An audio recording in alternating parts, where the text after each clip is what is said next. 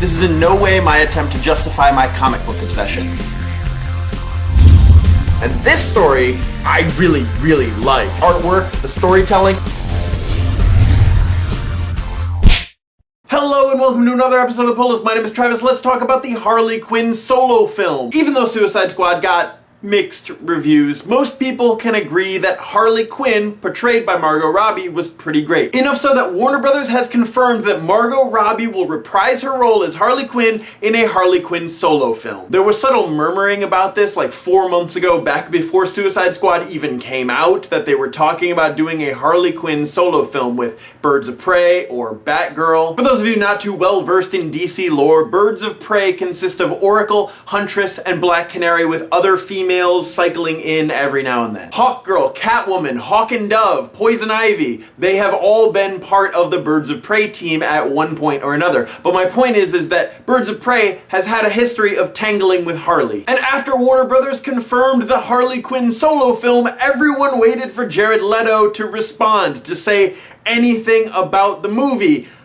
But it turns out the Joker might not be in the Harley Quinn solo film. And I say good. Margot Robbie herself isn't a fan of the Joker-Harley Quinn relationship. She doesn't understand why Harley Quinn falls so hard for a guy who treats her so badly. As for details on the untitled spin-off, it turns out that Margot Robbie is the one that got the studio interested in the Harley Quinn solo film. While researching for her role, she read a whole ton of Harley Quinn comics, fell in love with the DC female superheroes and villains, brought the idea to the studio, and they were like, yeah! And it would make sense for Warner Brothers to want to highlight some female superheroes and supervillains. In the same way that Harley Quinn was in Suicide Squad, a lot of people felt that way about Wonder Woman in Batman v Superman. You could argue all you want about the movie, but that portrayal was pretty great. Warner Brothers needs to take advantage of the fact that a lot of comic book moviegoers want to see female superheroes and supervillains duking it out on the big screen. It's one of the big criticisms about Marvel that that's kind of what they're dropping the ball on. And if DC and Warner Brothers has the chance to do something slightly better than Marvel, they should jump on it. So who should be in the Harley film if not Joker? Well, Warner Brothers has a few different options that they can choose, and no, not just Batman. I feel if Warner Brothers wants to do a Birds of Prey type thing,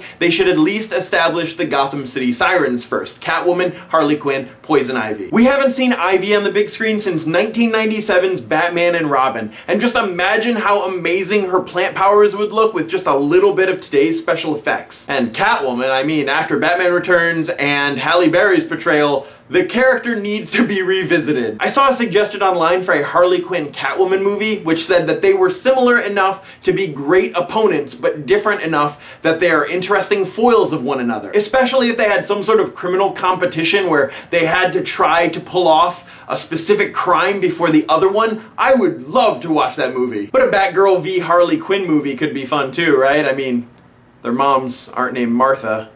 Are they? You have to save Debbie! Why did you say that name? Let me know your thoughts and comments down below on the Harley Quinn solo film now that it is actually official. Who would you want to see in the movie with Harley? That's it for this episode of The Pull List. As always, my name is Travis. Thank you for fueling my comic book obsession, and you will see me soon.